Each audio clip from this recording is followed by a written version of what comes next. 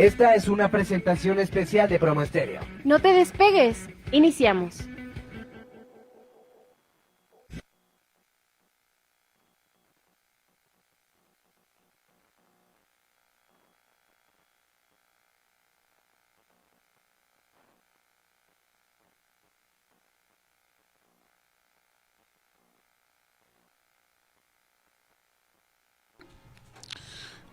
¿Qué tal?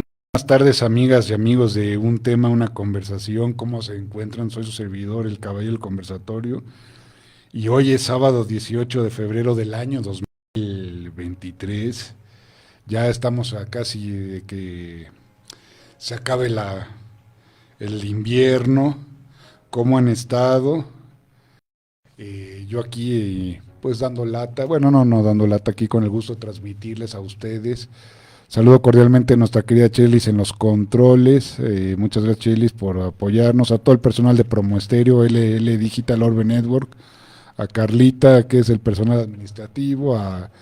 Al buen Lalito Llamas, que es el director general, jefe de jefes. A, a mi toquera Fernanda Escalante de Orbe Network. Y a todos los que se encuentran aquí en esta estación, que nos ubicamos en la Ciudad de México, en la calle de Tehuantepec, número 35, en la alcaldía Cuauhtémoc, aquí en la colonia Roma Sur. Si alguien quiere venir a visitarme y todo, pues aquí está el metro, a unas cuadras está el centro médico, la estación del metro Centro Médico Siglo XXI, pues estamos bien ubicados, a unas cuadras está Parque Delta, el viaducto, estamos en una buena, no nos podemos quejar, estamos bien ubicados. Pues bueno, pues ya es sábado 18. Hoy vamos a hablar de un tema muy interesante. Pues ustedes saben que yo soy abogado, pero yo no litigo la materia penal. Dirían los abogados, el jus puniendi, el derecho, otros dicen tratadistas que es el derecho del enemigo. Yo creo que más que el derecho del enemigo debe ser visto como pues como en toda sociedad debe existir armonía, la paz. Y antes de entrar en el tema, quiero agradecer a la Sociedad del Movimiento, a la presidenta, la maestra Reina Monjaras, por haberme invitado al informe anual de actividades. La Sociedad del Movimiento, Fundación Movimiento cumplió 13 años de existencia, está encargada en el combate al bullying, al mobbing, al acoso laboral.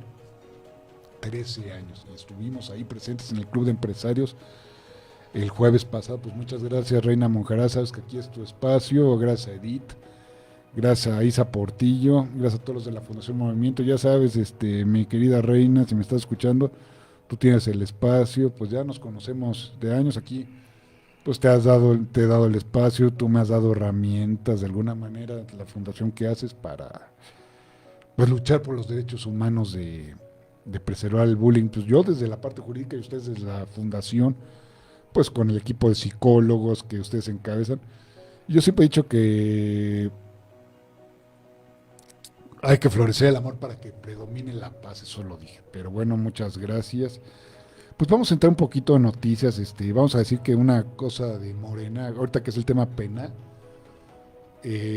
así como critico al gobierno, hay cosas que también aplaudo, hay que reconocer, pero me parece muy bien la iniciativa de Morena. No saben que de erradicar el arraigo domiciliario. Creo que es inconstitucional, eso si hay tiempo lo van a explicar, yo no, pero para mí es inconstitucional el arraigo domiciliario, es inconstitucional. Pero bueno, les voy a dar las frases célebres como ya es costumbre. Y me faltó decirles que hoy es el Día del Ejército Mexicano y que un día 19 se instituye el 19 de febrero del año 1950, en tiempos del presidente Miguel Alemán Valdés. Curiosamente, Miguel Alemán Valdés fue el primer presidente civil de la época revolucionaria del PRI. Miguel Alemán Valdés, originario de Sayula, Veracruz, fue el que instituyó el Día del Ejército. Pues felicidades a los miembros del Ejército, la verdad es una gran institución con valores. Yo lo que sí no comparto, y lo digo abiertamente, que hagan labores de seguridad pública, eso no está bien. Ustedes están para defender la integridad del territorio y los felicito porque en Turquía fueron a rescatar a los que sufrieron la embestida. Y pues un homenaje para Proteo, la verdad, el perrito Proteo, que en paz descanse, se sacrificó. Pero bueno, voy a entrar a dar las frases célebres, como es costumbre. Frases de abogados. Dice, ten fe en el derecho como el mejor instrumento para la convivencia humana, en la justicia como destino normal del derecho, en la paz como sustantivo bondadoso de la justicia, y sobre todo ten fe en la libertad, sin la cual no hay derecho, ni justicia ni paz.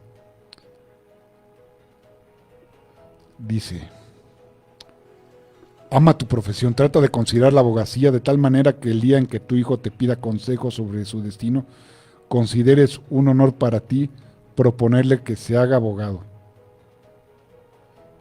Y ya para acabar, la honestidad pocas veces dejará dinero, pero sí mucho prestigio. Dice, un abogado debe ser un gran autor, es en el espíritu, no en la forma de la ley, lo que mantiene viva la justicia. Pues bueno, vamos a entrar a cómo se llama ya el programa. Yo les quiero decir de los procesos, pues de los procesos de los penales. Un juicio que me llama mucho la atención fue cuando en el tribunal del Arconte, en la asamblea de Sócrates, en tiempos antes de Cristo, el filósofo Sócrates, pues lo condenaron de manera injusta y él accedió envenenándose. Hay muchos juicios injustos, no es el tema de historia, pero está el proceso de Cristo, el de Juana de Arco, el de Maximiliano, no. Ahora sí que vamos a hablar de un poco del sistema penal, penal acusatorio.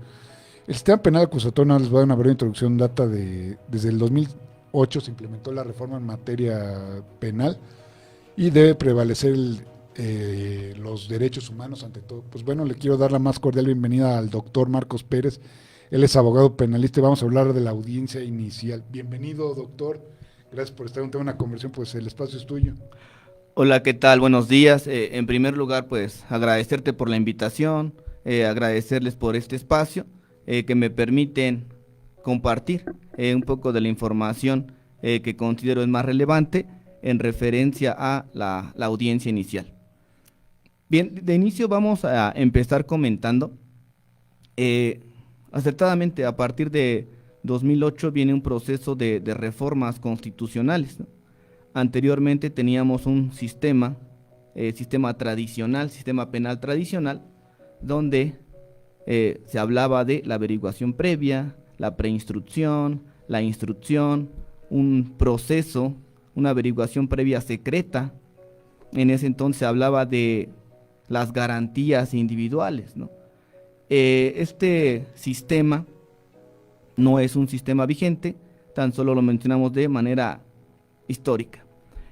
A pesar de que este sistema tradicional ya no es vigente, sí quedaron algunos expedientes rezagados con este sistema, Hidalgo, Veracruz, Ciudad de México, que se llevan de acuerdo a el periodo de vigencia que se estableció en ese entonces. Pero el tema que nos compete y para el cual estamos convocados el día de hoy, la audiencia inicial en el proceso penal acusatorio. Bien, a partir de 2008 empiezan estas reformas constitucionales y entonces por medio de recomendaciones internacionales se sugiere que nuestro país transite de un sistema que algunos tratadistas le llaman sistema inquisitivo, sistema penal tradicional, a un sistema que se considere predominantemente más transparente, ¿no? Un sistema de audiencias orales, un sistema en el cual se hablaba de inicio de la Secretaría Técnica, Secretaría de Gobernación, que fueron de los precursores que empezaron a capacitar a los abogados en este nuevo sistema de juicios orales. Un sistema en el cual tiene dentro de sus principios la publicidad. Entonces, el principio de publicidad, hablamos de audiencias públicas, la audiencia que vamos a comentar, esta audiencia inicial, es una audiencia pública. Anteriormente, sistema penal tradicional, una audiencia cerrada, un proceso secreto, una rejilla de prácticas, un espacio muy reducido donde llevaban la audiencia, la llevaba el secretario de acuerdos comúnmente, y ahora hablamos de audiencias públicas. Hablamos de esta audiencia inicial que va a ser una audiencia pública en la cual cualquier persona, cualquier ciudadano con un previo registro puede ingresar a esta audiencia inicial. Una pregunta, doctor, colega, en la audiencia pública puede ir cualquiera, pero se puede, por si considera, no sé, las partes, se puede reservar, ¿no? Que no entren por, no sé, de seguridad y todo. Y es la audiencia pública antes, y algo que comentas para los que estudian derecho, antes, con este nuevo sistema, ya el juez no tiene que estar, el juez de control tiene que estar y no puede delegar en el secretario de acuerdos, que es el que da fe. Sí, así es.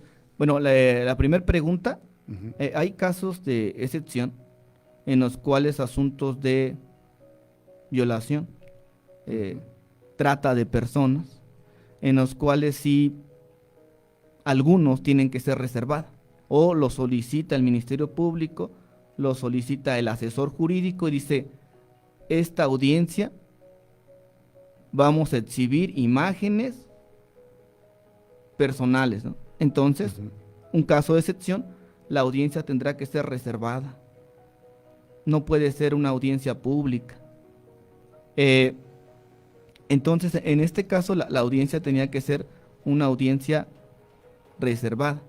Más sin embargo, en la generalidad, hablemos de un robo con violencia, transporte público, hablemos de un robo de huachicol.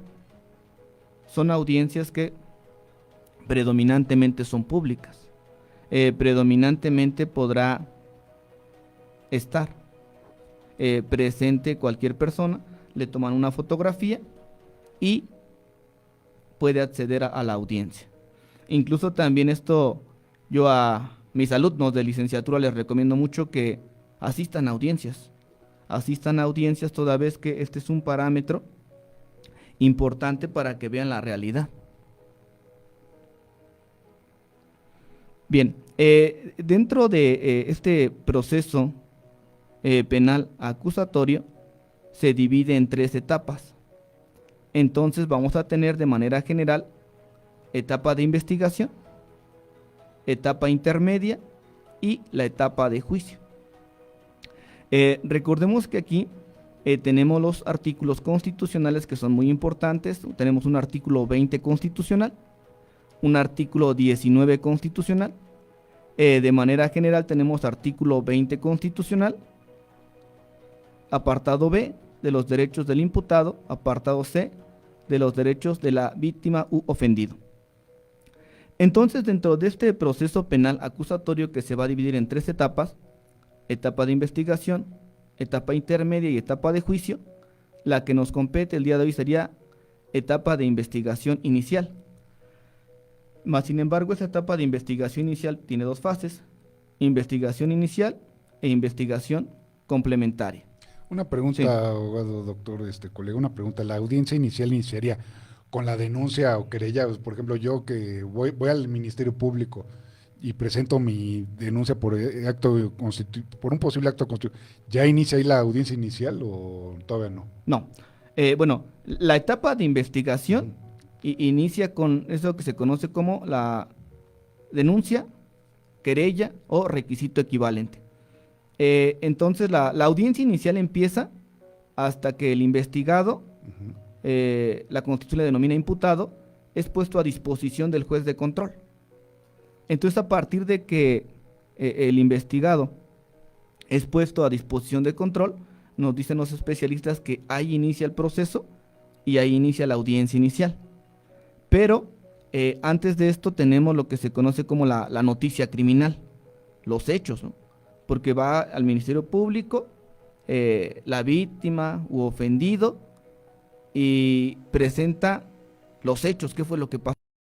Y de aquí hablaríamos de las formas de conducción del imputado: citatorio, comparecencia u orden de aprehensión. Pero la audiencia inicial va a ser a partir de que el imputado es puesto a disposición del juez de control. Lo que tenemos antes de esta audiencia inicial es en referencia a presentan a una persona, por ejemplo, por el delito de robo simple o robo con violencia. Entonces lo presentan, es detenido en flagrancia porque cometió el delito de robo con violencia, lo detiene policía municipal, que es considerado el primer respondiente, lo detiene policía municipal y lo presenta de inmediato, sin dilación alguna, ante Ministerio Público. Y una pregunta, Sí. Abogado, tengo entendido, digo, yo no soy penalista, que el juez de control, son varios jueces, está el de control y el de juicio, El juez de control le llaman el juez de garantías, ¿no? Porque es el que califica la detención, que es, una pregunta es el que cuando califique la detención tiene que ser de acuerdo a lo que dice la Constitución, al Código Nacional, y sobre todo respetando los derechos humanos. Es una pregunta. Y en el caso de los extranjeros, por ejemplo, si llega no sé, un romano, no sé, un argentino, un italiano, si comete un delito, se le tiene que dar el juez de control que le notifica al consulado. ¿Nos puedes explicar en esos casos, por favor? Sí, Muchas claro. gracias. Bien, aquí tenemos de inicio que este juez de control también se le conoce como el juez de garantías, porque va a controlar el proceso, el procedimiento, y está obligado a velar por los derechos tanto del imputado como de la víctima. Hay ocasiones donde llegamos, asistimos a una persona, un imputado, por un delito del fuero común, robo simple o robo con violencia, ¿no? Entonces el agente del Ministerio Público te dice, me lo voy a llevar, ¿no?, al reclusorio, ya se va, así te dice, ya se va al reclusorio. Ah, bueno, muy bien. Dame paso por las copias de la carpeta de investigación. No las tengo. ¿No las tienes? No, no las tengo. No tenemos tóner. La impresora no tiene tóner, no te las puedo entregar las copias. Le digo, bueno, entonces, ¿qué tenemos que hacer? Estás obligado a darme copias simples o copias autenticadas de la carpeta de investigación para que al rato no se determine que se me perdió una constancia o que una constancia no iba en las copias simples, ¿no? Me niega, en dado caso que me niegue las copias simples, copias autentificadas, o me niegue el acceso a la carpeta de investigación como abogado defensor, pido audiencia de control ante el juez de garantías, el juez de control, y vamos a solicitar de manera urgente una audiencia por omisiones del agente del Ministerio Público. ¿Cuáles son estas omisiones? Me niega el acceso a la carpeta de investigación, me niega a darme copias simples. En alguna ocasión, comentaré de manera breve, una persona que estaba siendo investigada por el delito de violación. Me llaman los familiares del investigado, llego a la agencia del Ministerio Público de Chimalhuacán, Estado de México, y me dicen, no podemos hablar con él. El agente del Ministerio Público no me permite, o sea, ¿ya le pasaron comida? No. ¿Ya platicaron con él? No. Bien, llego y entonces me dice, bueno, me voy a nombrar como abogado defensor del investigado, y entonces paso a hablar con él. Pero aquí se le está violentando su derecho a estar comunicado, porque independientemente de que llegue el abogado o no, el investigado tiene que tener alimentos, el investigado tiene que estar en comunicación con sus familiares. Entonces sería, el primer caso, nos niega el agente del Ministerio Público el acceso a la carpeta de investigación, o nos niega copias simples. Pedimos audiencia de control ante el juez de garantías, que acertadamente es el que va a regular los derechos tanto de la víctima como del ofendido, y es garante, no tan solo de los derechos del imputado, sino que también de la víctima. Entonces pedimos esta audiencia de control ante este juez de garantías y manifestamos de manera verbal que el agente del Ministerio Público está violentando esos derechos de defensa, derecho a una defensa técnica. Y viola, y eso viola el debido proceso. Si yo quisiera, pues por un amparo, ver lo que le pasó en el caso Florence Cassés, entonces, eso le gana el debido proceso. Esto está violentando un debido proceso. No solo lo dice la Constitución, lo dice pues, la Comisión Interamericana de Derechos Humanos, están violando tratados internacionales. Y eso es lo que deben aprender los abogados. Y yo como víctima ofendido, pues tengo que, pues, también me tienen que dar copias de la carpeta de investigación como víctima ofendido. Y saber cómo va y el imputado tiene derecho, pues ahora sí que demuestre su responsabilidad, pero eso de mantener en comunicación, yo pensé que se ha erradicado esos vicios, no, aún con este nuevo sistema penal siguen esos vicios, ¿verdad? Sí, hay algunas entidades, algunos municipios que sí los tienen incomunicados, ¿no? Ya llegamos como abogados, tenemos acceso a la carpeta de investigación, pedimos estas copias simples o copias autentificadas y ya podemos darle seguimiento. Regresando al caso práctico que les decía de Chimalhuacán, llegamos, ya nos permiten el acceso a la carpeta de investigación e inmediatamente pues nos dicen, ¿va a declarar o le reservamos la entrevista? Permíteme, déjame platicar con él. No, es que lo va a aconsejar, soy su abogado. O sea, lo voy a aconsejar, para eso soy una defensa técnica en su vertiente formal y material. Cuento con cédula profesional de licenciatura en Derecho, que es lo que me pide el Código Nacional, y con una especialización, conocimientos técnicos del tema. Ah, bueno, paso con policía de investigación y me dice, es que no puede hablar con él. ¿Cómo de que no? Soy su abogado, estoy autorizado, la familia me autoriza, tengo que pasar a hablar con él. No pasan más de 5 minutos, se me permite hablar con el investigado. Me empieza a narrar los hechos y con base en los hechos que me narra, voy estructurando lo que se conoce como una teoría del caso. Elementos fácticos, elementos jurídicos y elementos probatorios. De manera sencilla, ¿le conviene o no le conviene que le tomen la entrevista? ¿No? ¿Le conviene o no le conviene que narre los hechos que pasaron? Pero eso lo determinamos después de que podemos platicar con el investigado.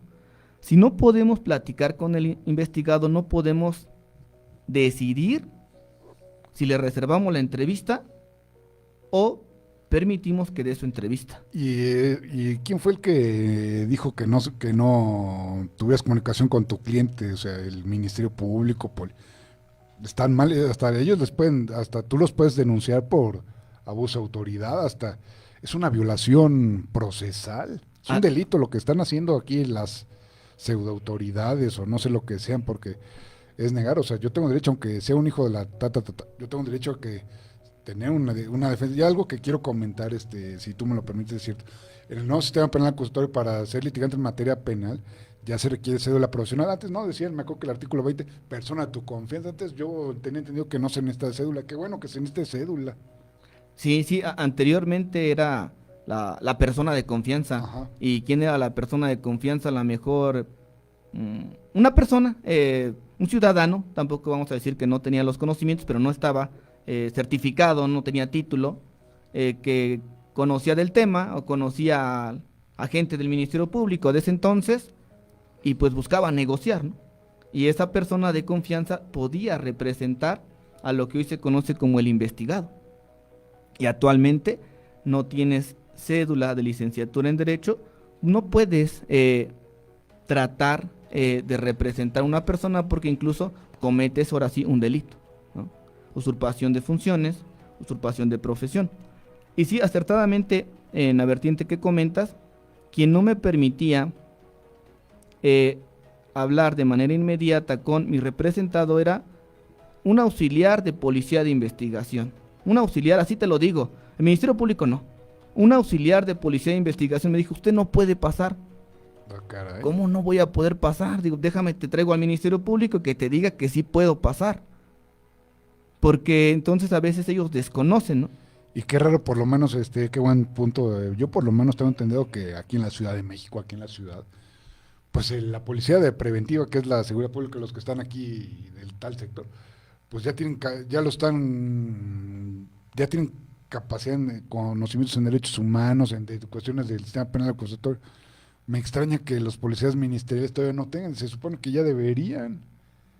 Sí, sí, sí. En capacitación, yo considero que todos es importante que sigamos capacitándonos más. Sin embargo, este caso que comentamos, Chimalhuacán, Estado de México, eh, no tenían este conocimiento o aún teniéndolo, quieren a veces obstaculizar a la defensa, ¿no? Porque esperan, vamos a ver si sabe, ¿no? Y si no sabe, pues no dejo que hable con él. Si no tiene conocimiento, entonces nada más al rato, después de 2, 3 horas, lo saco de la galera y ya que le tomen la entrevista. Pero ¿cómo le van a tomar la entrevista si yo no he platicado con el investigado? Bien, la otra pregunta en referencia a estos derechos del imputado, en dado caso que sea extranjero, tiene derecho a guardar silencio, tiene derecho a una defensa técnica, tiene derecho a el acceso a la carpeta de investigación, tiene derecho a que le digan quién lo está acusando y el motivo, pero también a que se le dé vista a la embajada, que se le dé vista al consulado. ¿Por qué? Porque es un ciudadano a lo mejor norteamericano, de Canadá u otro país, y es importante que ese órgano especializado, venga y lo asista, y a pesar, a lo mejor sabemos que no habla español, tendrá que venir una persona que hable su idioma. Un traductor, y eso lo dice, eso de la asistencia consular, digo, a lo mejor corrígeme, yo no soy aquí el especialista, ahora sí que es tu programa. Lo establece, tengo entendido, la Convención de Viena sobre Relaciones Consulares, la Convención Interamericana, el derecho internacional, amigos, camaradas, es la segunda, después de la Constitución, la segunda, está la jerarquía, o sea, y sí es importante, por eso fue lo de, el caso de, perdón, de obtención de Florence Cassés, de que no, pues por eso le concedió el amparo, le hizo llano y todo porque no le brindaron la asistencia consular, o sea. Sí, así es. Entonces tenemos que, a través de estos tratados internacionales o convenciones, es importante que los tengamos en cuenta. Ahora, retomemos un poco. Anteriormente, las clases como eran, ¿no? Que nos hablaban de la pirámide de Kelsen, ¿no? La jerarquía de leyes, pero actualmente hablamos de un control constitucional, algo nuevo. Control constitucional, sí. Anteriormente teníamos que era una pirámide, ¿no? La Constitución, leyes federales, tratados internacionales, leyes locales, hasta llegar a la base, normas especializadas. Pero ahora debemos de concebir a estas leyes, normas, reglamentos, tratados internacionales como un todo. Están unidos, están dentro de un círculo. Y hablamos también del principio pro persona. Eso sí, lo quiero recalcar, si tú me lo permites, el principio pro persona, digo yo que digo derechos humanos, el principio pro persona es que siempre debe prevalecer la norma más beneficia a la persona. De hecho, hay cuestiones de constitucionalidad que si los tratados benefician más a la persona, se tiene que aplicar el tratado, ¿no? Y eso es lo que le llaman el control de convencionalidad, ¿no? De que el juez se debe aplicar a veces debe aplicar la ley más benéfica, y en este caso a la víctima, también como el imputado. Pues continuemos, algo que quieras más aportar. Sí, en referencia a eso, acertadamente, este principio pro persona, como ya claramente lo mencionas, es eso. ¿Qué es lo que más le beneficia? No es a lo mejor tu ley federal, no es tu constitución, pero hay un tratado internacional que se tiene que respetar. ¿Por qué? Hablemos de artículo primero constitucional, ¿no? Los derechos humanos. He escuchado algunas clases y es muy respetuoso. Siempre debemos de respetar a nuestros colegas, profesionistas y abogados, pero, y lo que yo siempre se lo recalco a mis alumnos, actualmente no hablamos de garantías individuales, no. Ya hubo una reforma en junio de 2011 y nos dice derechos humanos. ¿Por qué? Estábamos atrasados en materia de derechos humanos. Vienen y a través de recomendaciones internacionales nos dicen tienen que transitar y proteger los derechos humanos, garantías individuales, ¿no? Entonces, en algunas cátedras, de manera inadecuada se menciona todavía garantías individuales, ¿no? Artículo primero, el título, capítulo 1, el primer artículo de la Constitución dice de los derechos humanos y sus garantías, pero derechos humanos. Entonces aquí cuando hablamos en materia de derechos humanos, vamos a buscar lo que más le beneficie al investigado, como acertadamente mencionas, a lo mejor no lo sabemos, es más, es delincuente o es culpable hasta que lleguemos a la etapa de juicio. Y ahorita aquí también retomamos una pregunta de las fases. Ya cuando llegue a la etapa de juicio, va a ser juzgado por algo que se conoce como tribunal de enjuiciamiento. Este tribunal de enjuiciamiento nos va a decir, ¿es responsable o no es responsable? Y todavía haciendo una sentencia condenatoria, tenemos materia de amparo. Y en materia de amparo todavía tenemos recursos, el recurso de revisión, el recurso de queja. Entonces todavía no me puedes decir que es culpable.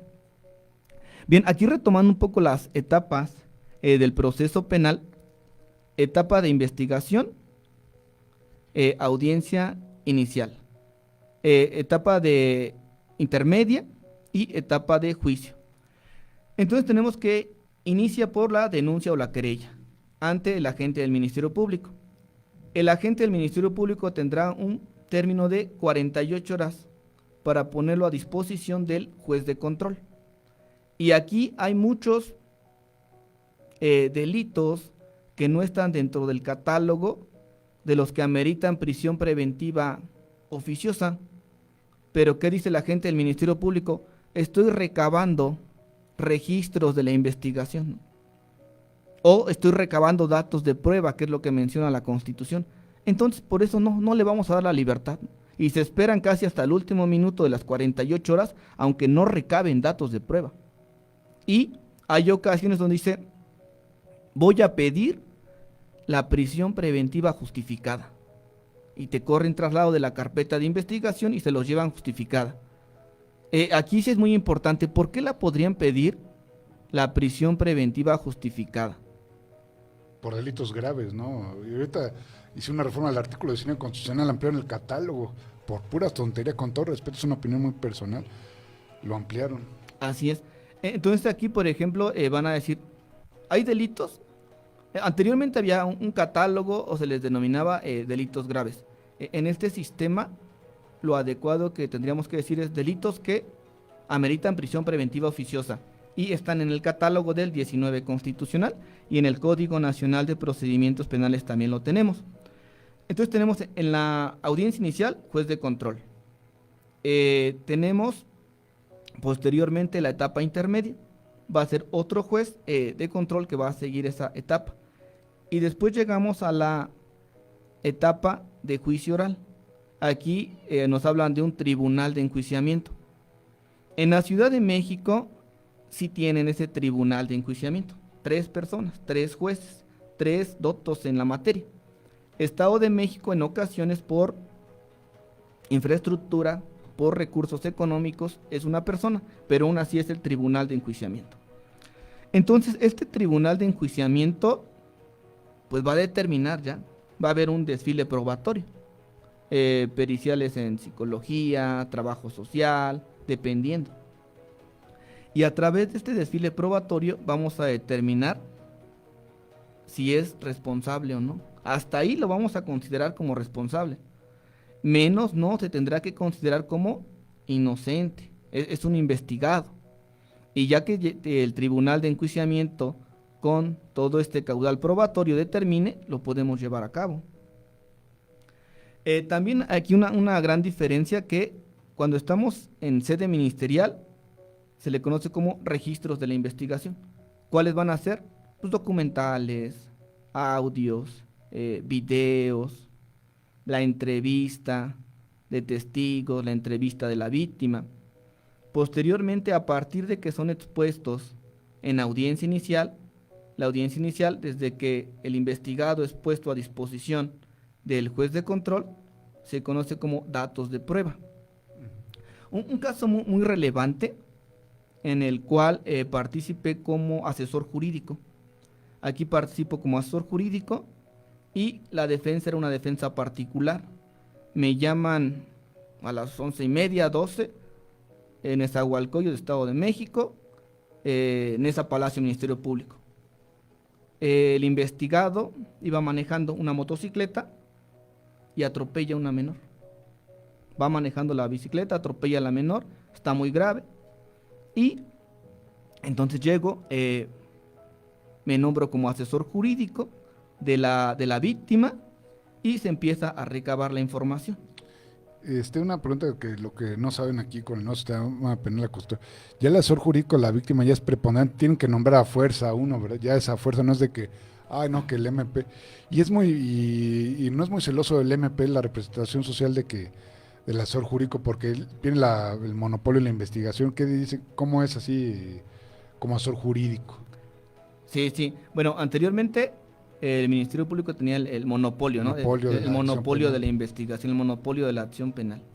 Actualmente también hay una acción privada por particular, pero bueno, si ya nos desviaríamos del tema. Cuando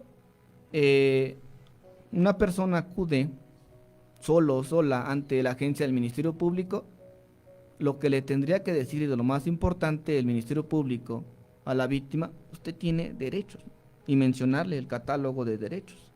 Uno de ellos tiene derecho a un asesor jurídico.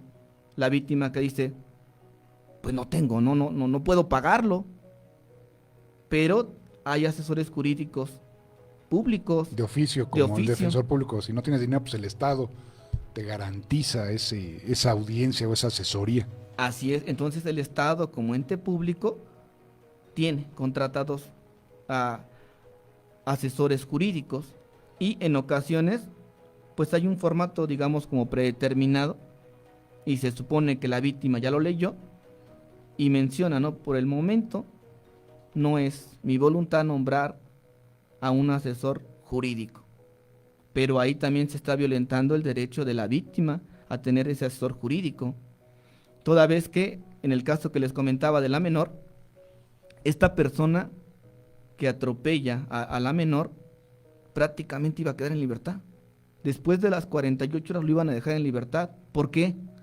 Porque no habían ratificado la denuncia, porque no había llegado la mamá de la menor a decir, aquí estoy, soy la representante legal de la menor, ella está hospitalizada, hay un dictamen, digamos, inicial, y como no había, de alguna forma, esta presentación de la denuncia o la querella formal, esta persona después de las 48 horas se iba en libertad. Y, pues realmente la menor estaba grave. Posteriormente llegamos a la audiencia inicial y ahí una de las formas mediante las cuales acreditamos la prisión preventiva justificada, porque esta persona era investigada por el delito de lesiones y no ponían, hasta ese momento con la constancia que había, no ponían en riesgo la vida. Posteriormente aportamos las constancias y sí ponían en riesgo la vida de la menor, ya estando en el hospital. Y aquí lo que hace la defensa, el abogado particular, es que no acredita el arraigo domiciliario, no presenta constancias ante el agente del Ministerio Público y diga, mi representado vive en calle Flor, número 524, Colonia Florida, tal. Mi representado tiene tantos menores de edad. Mi representado tiene un trabajo en Ciudad de México, Colonia Nápoles, ¿no?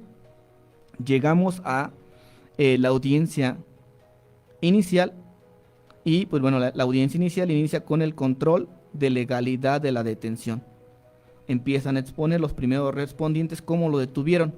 La persona venía manejando a exceso de velocidad, pierde el control de la motocicleta, se mete a un tianguis y atropella primeramente a la menor y a 2 personas más. La que fue predominantemente más dañada, la menor, ¿no?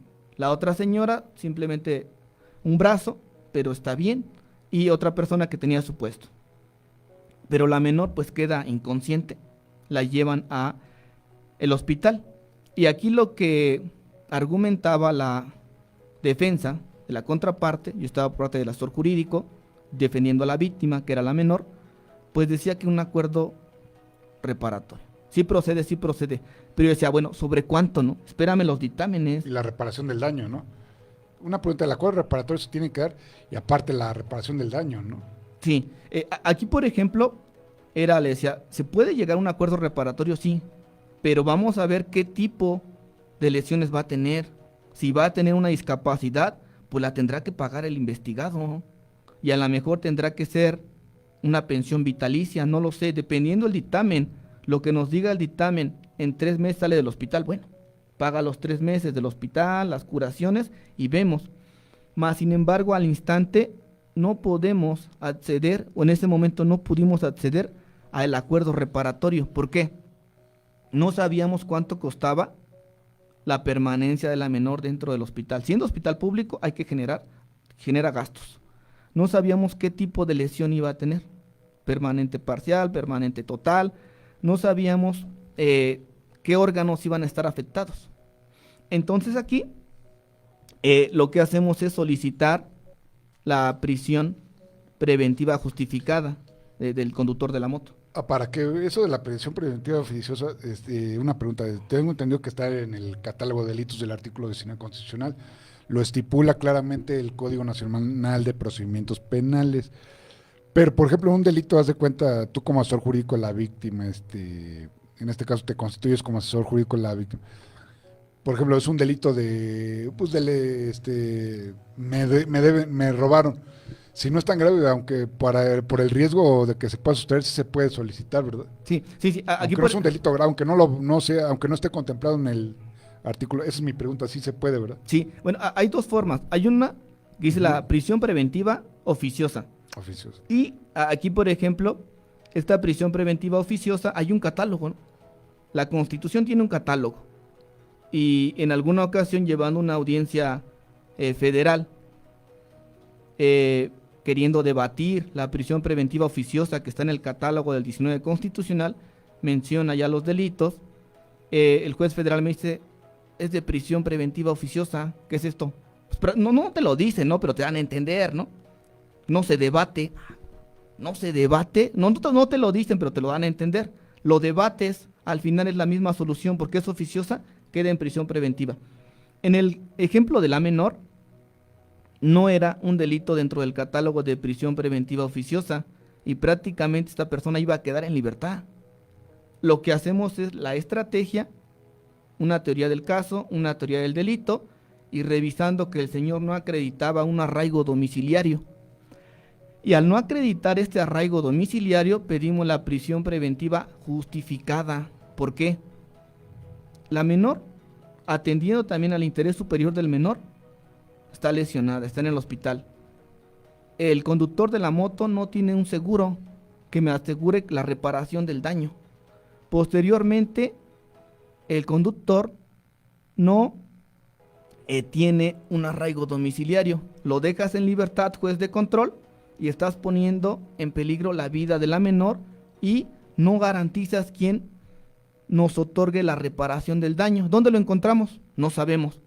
Posteriormente, el abogado particular del investigado lo deja que declare y cuando lo deja que declare nos da todo, tiempo, lugar, forma de comisión y dice, sí, yo venía manejando, cuando de repente volteo a ver abajo, pierdo el control, así, venía alcoholizado.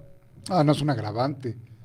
Con ese caso digo, aunque no esté, pues vienes en el alcohol, no, pues un agravante, o sea, ni cómo ayudarlo y aparte, híjole, pues pasó ni con acuerdo reparatorio, no, pues estaba obligado en alcoholizar, no, pues un agravante, o sea. Así es, entonces él determina que pierde el control de la moto y se estrella, ¿no? Pero lo sitúa en tiempo, lugar y forma de comisión. Posteriormente él mismo dice, dentro de su entrevista, hay un problema con mi domicilio, él mismo lo menciona. ¿Por qué? Dice, es que en mi INE viene 315, ¿no?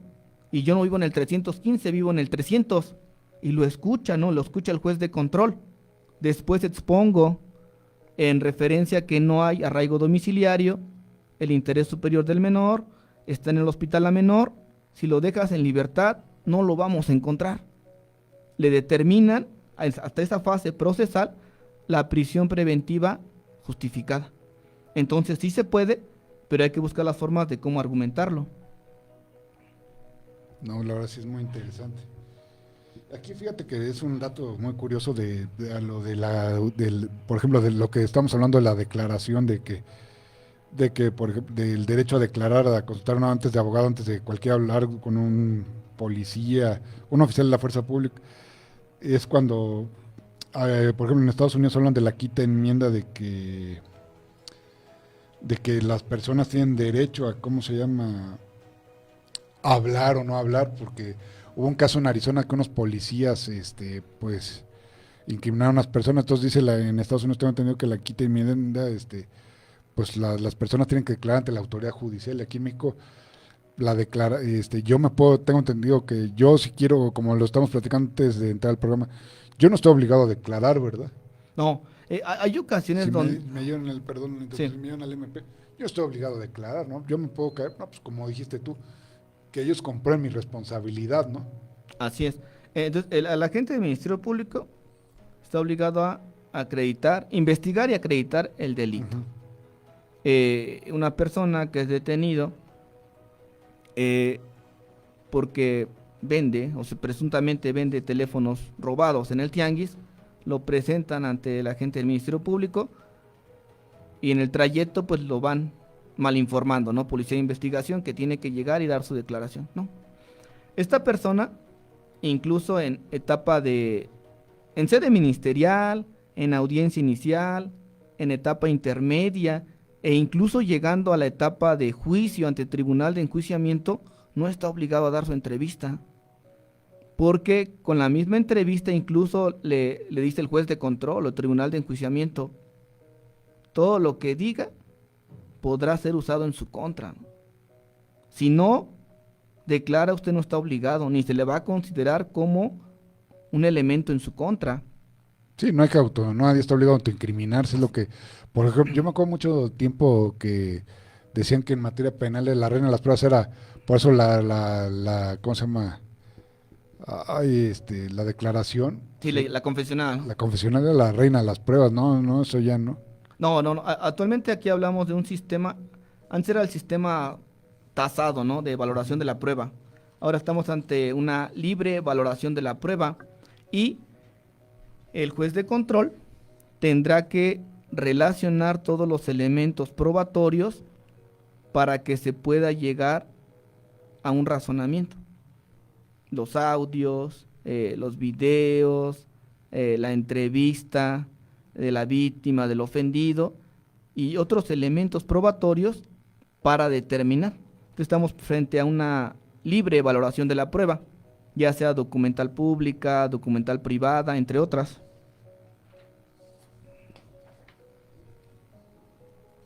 Bien, dentro de, ya entrando de manera específica a lo que sería la audiencia inicial, inicia por que la persona, estando en sede ministerial, se le agotan las 48 horas y queda a disposición del juez de control.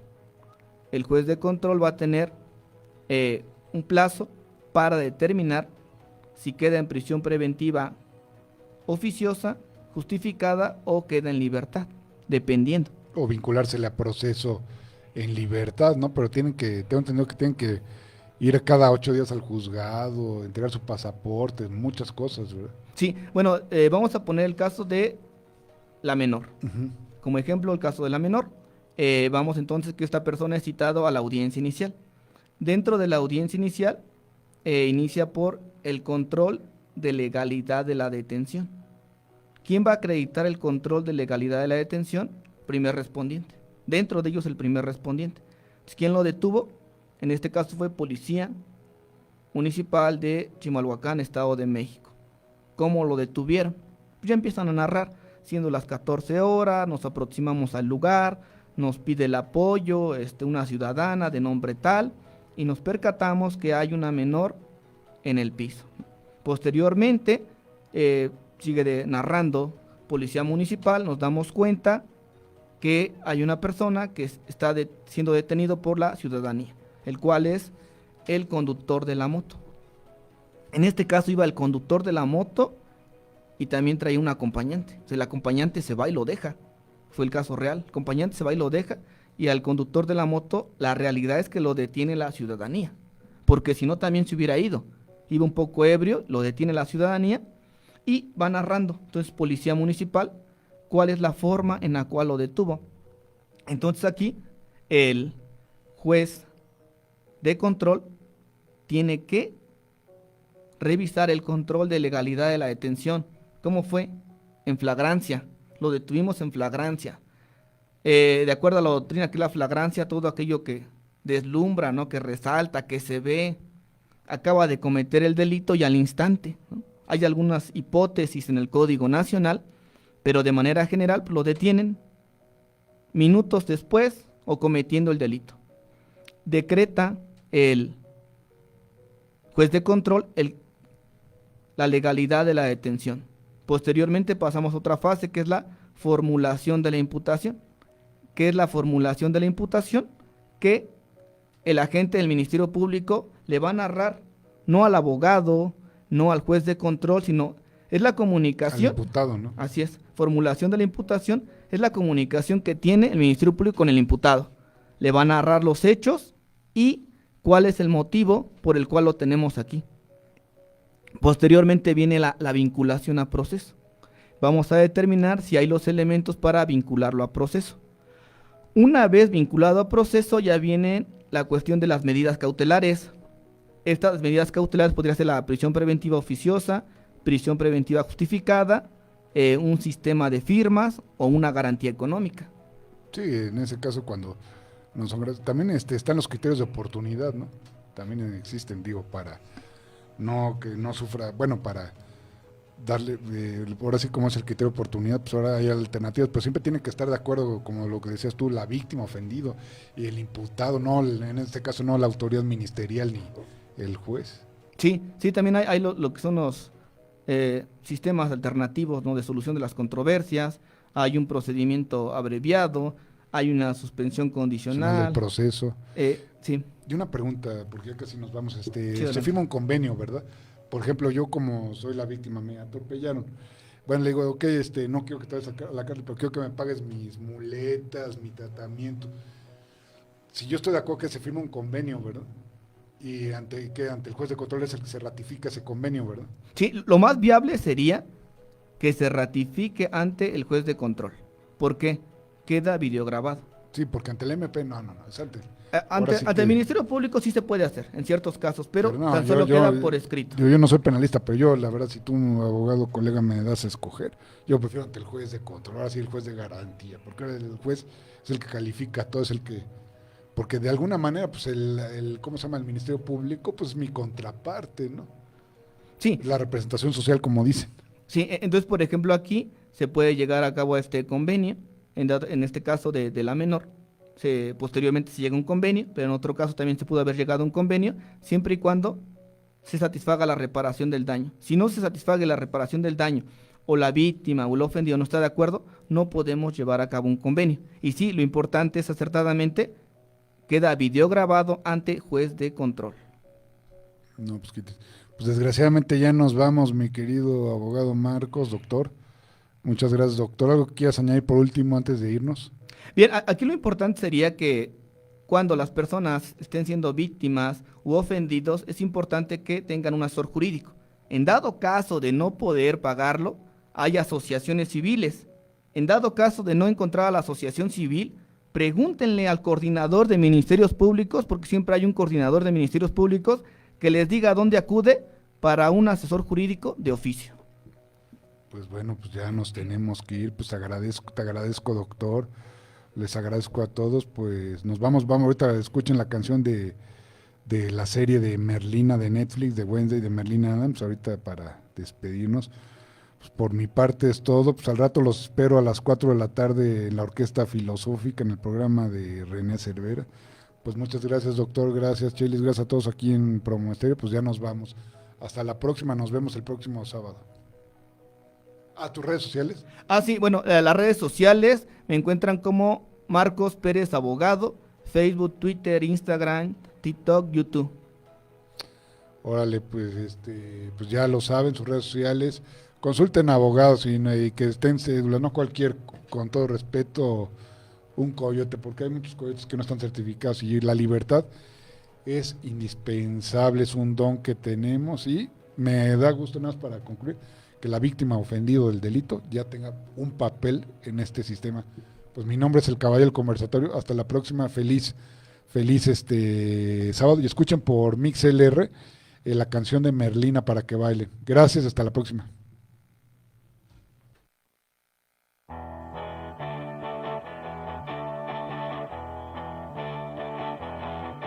When the sun goes